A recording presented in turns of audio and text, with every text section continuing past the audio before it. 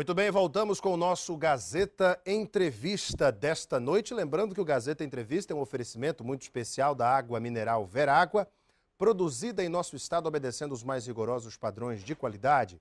Por isso que você, quando for comprar a sua água mineral, peça sempre Verágua. E você encontra Verágua e demais produtos de qualidade no Pague Pouco, que está com a Recol Pharma e o Barriga Verde na super promoção, um carro zero por semana. Tá aí no seu vídeo. Você já pensou ganhar um carro zero toda semana? Já começou a promoção ontem e na próxima segunda-feira, no Gazeta Alerta, é o primeiro sorteio. Para participar é o seguinte: você compra a cada R$30 em compras no Pague Pouco, Recol Pharma e Barriga Verde, você ganha um cupom, preenche e é torcer toda semana. Você tem que comprar, porque os votos da primeira semana já não valem para a segunda e assim sucessivamente. Toda semana você tem que renovar a sua sorte. Mas também vale para os cartões CDC do Barriga Verde, nas compras do Barriga Verde. E no caso da Recol Pharma, preste atenção, você não pode comprar o medicamento ali para valer na promoção. Você pode comprar o medicamento à vontade, mas para valer na promoção são produtos de limpeza e os produtos de higiene pessoal, os produtos de cosméticos, etc, tá bom? Os medicamentos não entram na promoção. E tem mais, já abriu a Recol Pharma lá do Pague Pouco, do Manuel Julião. Então você tem mais chances de ganhar comprando lá no Pague Pouco, também na Recol Pharma. Que maravilha, essa promoção é sensacional. Gente, eu vou bater um papo com o economista, doutor em economia pela Universidade de Salamanca da Espanha, professor da Universidade Federal do Acre, professor doutor Carlos Franco. Ele nos fala sobre a redução dos impostos PIS, COFINS e alguns desses componentes da cesta básica, até do IPI, divulgado pela presidente Dilma no último dia 8 de março, Dia Internacional da Mulher. Qual será realmente o percentual no bolso do consumidor? A redução foi de 9,25% de PIS e COFINS, 5% de IPI e alguns produtos. A revista Exame, inclusive, traz aqui os dados dessa redução. Mas como é que o consumidor vai sentir no bolso? E como é que fica essa questão? Redução dos impostos da cesta básica e esta semana já anúncio novamente de aumento do preço do diesel. Professor Carlos Franco, muito boa noite. Boa noite, Alan. Tudo bem? Tudo em paz. Professor, em primeiro lugar, uma redução nos produtos da cesta básica, uma medida que a presidente Dilma anunciou no último dia 8 de março. Mas, segundo o presidente da Associação Brasileira dos Supermercados, a Abras, Fernando Yamada, ainda levará algum tempo para que o consumidor sinta no bolso os efeitos desta redução, até por conta da compra direto da indústria. Afinal de contas, aqui nós vemos na tabela uma redução de cerca de 9,25% em alguns produtos e de 12,5% na pasta de dente e no sabonete do PIS/COFINS. Mas qual será realmente a redução no bolso do consumidor na hora de comprar no supermercado? Bem, nesse primeiro momento, Alan, em primeiro lugar, boa noite.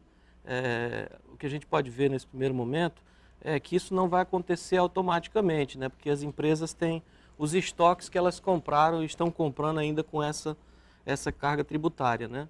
À medida que esses estoques forem saindo e que novos produtos comecem a entrar já com essa desoneração, as empresas comecem a passar essa redução tributária para os preços finais e isso possa finalmente chegar ao consumidor, né? O que eu vejo claramente nesse processo é uma mudança de estratégia do governo em tentar combater a inflação, porque antes a gente via muito claramente o governo se utilizando principalmente como principal instrumento a taxa de juros, né? E isso largamente criticado porque segura o desenvolvimento do país, principalmente medida através do PIB. Então essa medida, essa estratégia ela vinha provocando um controle da inflação, mas também o controle do crescimento do PIB. Por que o juro menor evita o crescimento do PIB? Como é que funciona na macroeconomia, como o senhor está explicando aí? Não, o juro maior, ele segura o crescimento do PIB. Ah, sim, agora eu entendi. O juro maior. Então, se ele sobe a taxa de juro, ele reduz o consumo e ele aumenta o preço do dinheiro e, portanto, os empresários têm dinheiro mais caro e ficam com o pé atrás para investimentos. Então, ele aumenta a taxa de juro, na prática ele encarece o preço do dinheiro, o preço do crédito, então ele limita o consumo, mas, por outro lado, o que segura a inflação, ele aumenta os encargos para o empresariado e isso faz com que as empresas reduzam o investimento. Quando se diminui a taxa de juros, se diminui, por exemplo, a carga tributária, desonera os produtos da linha branca, desonera veículos do IPI, se faz esse tipo de política com a desoneração também dos produtos da cesta básica, você incrementa o consumo, você aumenta o consumo e isso pode gerar inflação. Exato. E esse é um grande problema da economia brasileira. Como é que se faz esse equilíbrio, professor? Bem, a situação ideal seria, né, uma situação dos sonhos, digamos assim, que a oferta e o consumo eles crescessem em uma escala proporcional, digamos assim. E nós temos um equilíbrio, um desequilíbrio muito forte em oferta, na relação oferta e demanda no Brasil, que a nossa oferta ela não acompanha o crescimento rápido da demanda. Então, qualquer ação ou qualquer situação que provoque um crescimento do consumo, a oferta não acompanha e isso pressiona os preços. Então, a gente tem no Brasil um problema clássico, que já vem se arrastando há muito tempo, que é esse perigo da inflação de consumo, né, que a gente chama, os economistas chamam de inflação de demanda. Algumas pessoas perguntam, inclusive por e-mail, recebi aqui uma pergunta de uma telespectadora, diz o seguinte, mas as indústrias que já estão recebendo essa isenção de PIS e COFINS, vão repassar todo esse desconto para o produto? Como é que a gente pode fiscalizar isso? E os supermercados vão também repassar esse desconto para o consumidor? Quem fiscaliza isso, professor? Bem, na verdade, o governo ele está trabalhando com a expectativa de que isso seja repassado e vai cobrar do setor produtivo, que o setor produtivo já vem cobrando há muito tempo essa desoneração, uma vez que a carga tributária brasileira é excessiva, então o governo atinge, beneficia o setor produtivo no momento que ele diminui a carga tributária, boa parte do preço final dos nossos produtos é em função dessa alta carga tributária. Então o governo está acenando em dizer assim, olha, estou reduzindo a carga tributária, eu quero que isso seja repassado para os preços, para você ter uma, digamos aí, uma pressão deflacionária, para que a preocupação que o governo tem hoje é de que nós tenhamos um cenário marcado por um PIB muito baixo ou até negativo, né, e um crescimento muito alto da inflação, ou a perda do controle da inflação. Que seria desastroso. Desastroso para a nossa economia. Os produtos para você de casa, que talvez não tenha acompanhado o noticiário, não teve tempo de ver, eu vou lembrar aqui, produtos da cesta básica que receberam isenção total de PIS e COFINS. Carnes, bovina, suína, aves, peixes, arroz, feijão, ovos, leite integral, café, açúcar, todas as farinhas, pão, óleo, manteiga, frutas, legumes, sabonete, papel higiênico e pasta de dentes. A renúncia fiscal do governo, professor, segundo dados do próprio Ministério da Fazenda, é de 7 bilhões e 300 milhões de reais. Esse dinheiro vai fazer falta? Acredito que não, porque o governo espera, com essa medida, além de ter um aumento do consumo, um incentivo também à produção. E que esse aumento da produção e o aumento do consumo, eles compensem o que o governo está abrindo mão de receber. A renúncia fiscal, por um lado, mas do outro, aumento da produção, mais ICMS, arrecadação de uma outra maneira. Exatamente. Sem falar, então, assim, o prejuízo que o governo tem no crescimento da inflação, né? O governo perde, a sociedade como um todo perde, e também essa expectativa que está se formando nesse início de ano, que é muito ruim para a economia brasileira, de que o PIB, o ano passado, foi 0,9%, uma perspectiva de termos aí novamente um PIB nesse patamar, ou até a possibilidade de um PIB negativo. Que seria muito ruim para a economia. Então, o governo ganha no sentido de que ele pode estar também com essa medida, além de estar controlando a inflação, ele está dando uma segurada numa provável crise, numa estagnação da economia brasileira nesse ano de 2013. Recentemente, a presidente Dilma também adotou uma medida para reduzir os encargos sobre a energia elétrica, sobre a produção e distribuição de energia elétrica, a geração e a distribuição de energia elétrica no Brasil. E isso redundou numa redução de até 20% em alguns estados da conta de luz. Todo mundo já começou a sentir isso.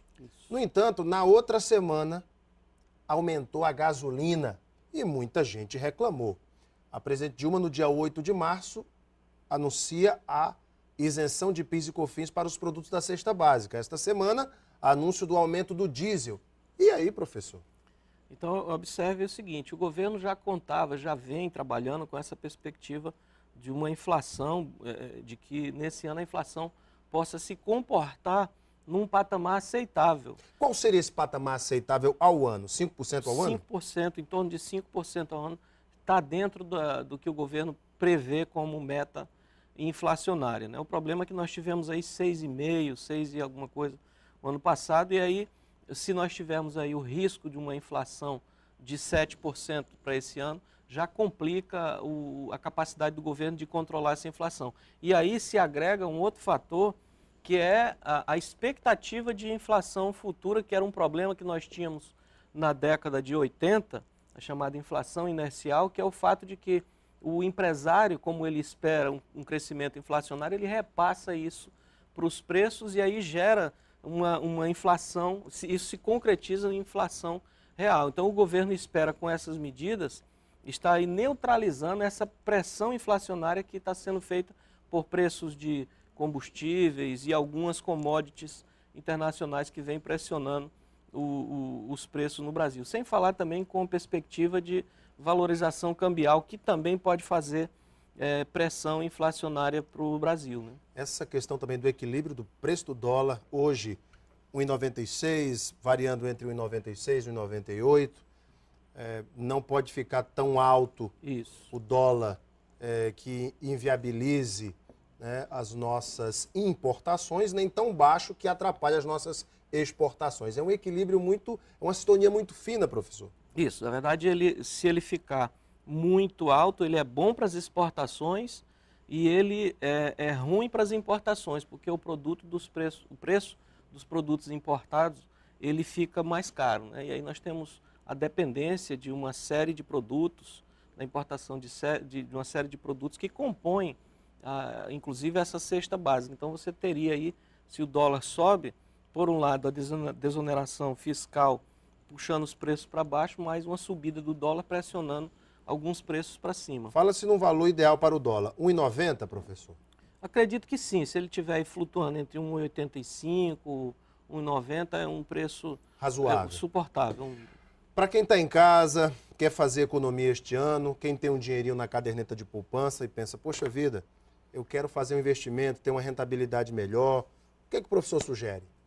Olha, o que a gente vê nessas situações é os fundos de renda fixa, a caderneta de poupança, muito cuidado, porque, por exemplo, ano passado você teve uma inflação que praticamente engoliu toda a rentabilidade da poupança, né? Então, os fundos de renda fixa, o mercado de ações com muita restrição, com muito cuidado, por exemplo, sabendo dos riscos. Você podia comprar ações da Petrobras, por exemplo, sem medo. Hoje as ações estão caindo de preço. Isso, aí algumas ações, de fato, a gente tem aí a expectativa de que venham caindo, porque essas empresas, Petrobras, a própria Eletrobras, estão apresentando perspectiva de fraca ou de nenhuma rentabilidade quando forem divulgados os balanços agora, março, abril, dessas grandes corporações. Então, por conta de algumas medidas e do cenário externo, que é muito ruim ainda, e a gente não consegue visualizar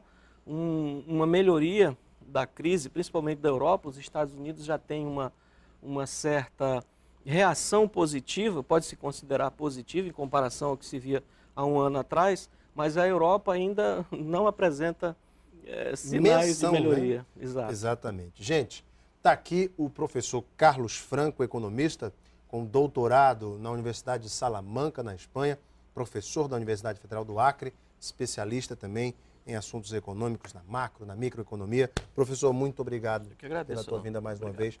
E o professor Carlos Franco é também presidente da Acreflu, essa grandiosa torcida do Fluminense no ar que enche uma Kombi.